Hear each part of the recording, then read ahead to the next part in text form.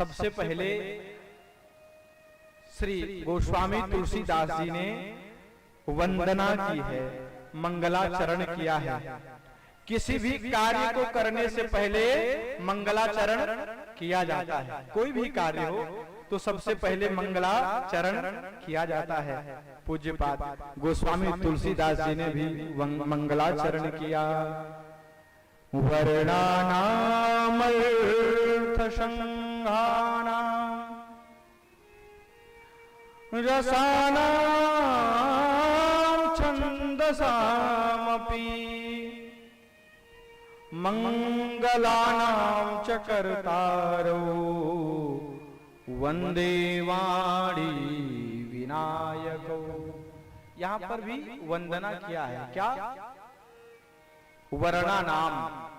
ध्यान से सुनना, ये गोस्वामी जी बड़े कोई साधारण नहीं है। ये गोस्वामी जी वाल्मीकि के अवतार हैं और इनको बताने वाले भगवान शंकर हैं। रचि महेश निज मानस राखा। अयोध्या की दिव्य धरा धाम पर नवमी भौम पार मधुमासा अवधपुरी यह चरित्र प्रकाशा। अयोध्यापुरी में महाराज इस चरित्र का उद्गम हो रहा है। अयोध्यापुरी में गोस्वामी तुलसीदास जी इसको लिख रहे हैं।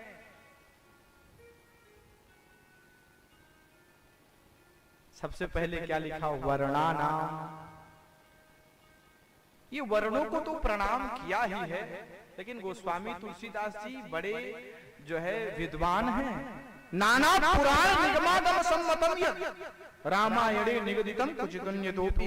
ये नाना पुराणों का सार है श्री रामचरितमानस।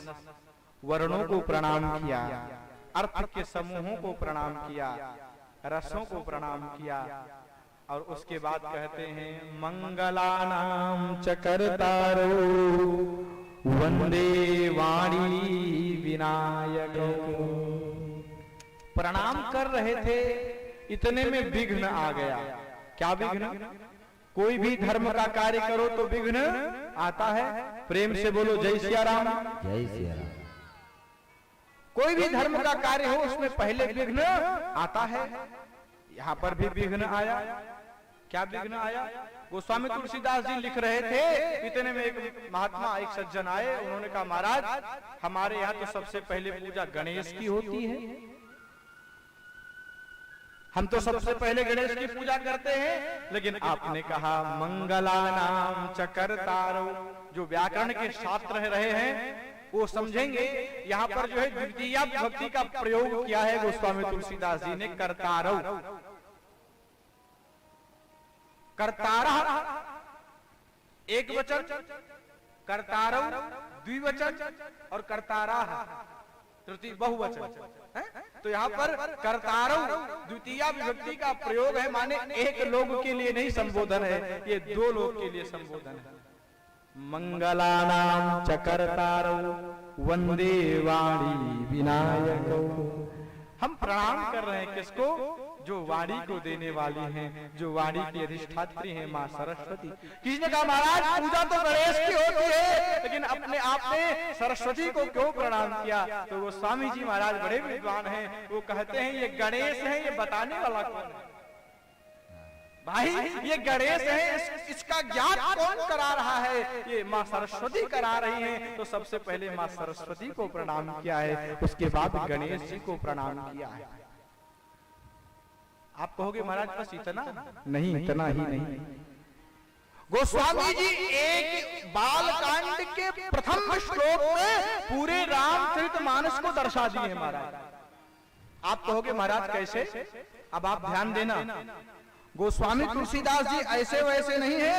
गोस्वामी तुलसीदास जी बड़े विद्वान हैं। गोस्वामी तुलसीदास जी कहते हैं मानो वर्णा नाम, वर्णा नाम कह करके मानो अयोध्या को बालकांड को दर्शाया है। क्यों? क्योंकि एक वर्ण की व्यवस्था में ठाकुर जी आए, क्षत्रिय वर्ण में आए।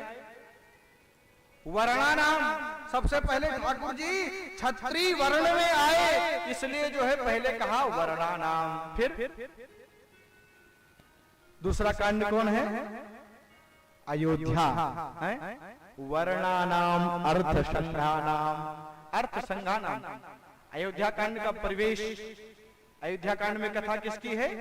अर्थों के लिए महाराज झगड़ा हुआ और ठाकुर जी को बन जाना पड़ा।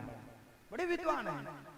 वर्णाराम से ठाकुर जी एक क्षत्रिय वर्ण में आए हैं, क्षत्रिय धर्म की स्थापना किए हैं, इसलिए वर्णा नाम कह करके बालकांड को दर्शाया है और अर्थ संघा नाम कह करके अयोध्या कांड को दर्शाया है। वर्णा नाम अर्थ संघा नाम रसानाम छंदसामपि।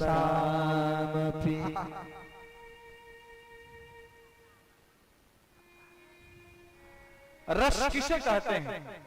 नव रस है, नव रस है। कारुण्य, लावण्य, ये सब रस है महाराज।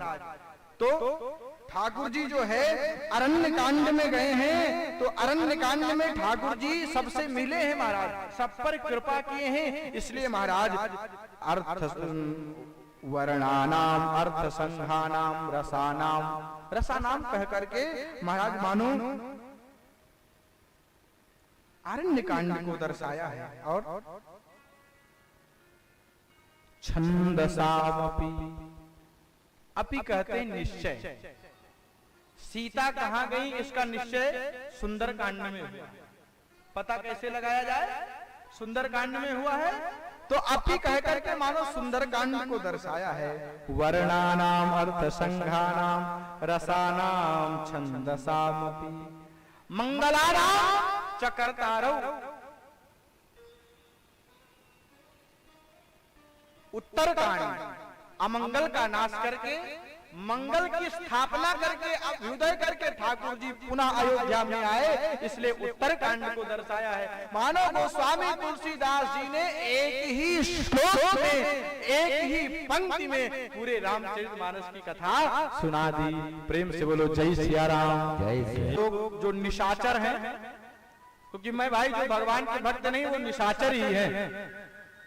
भगवान की कथा को जो न सुने वो पशु है। यहां तक गोस्वामी तुलसीदास जी ने कहा है कि जिसने अपने नेत्रों से संत का दर्शन न किया हो, जिसने अपने कान से भगवान की कथा न सुनी हो, तो नेत्र क्या हो जाए पता है? नेत्र मोर का पंख बन जाए और ये कान ये सांप की बिल बन जाए। है? सवन रंध्र अहिभवन समाना है। जो कान ठाकुर जी का चरित्र ना सुने उसका कान सांप की बिल है महाराज। है? अरे इस मनुष्य शरीर को प्राप्त करके जिसने भजन ना किया साहब, वो क्या है? वो पशु है।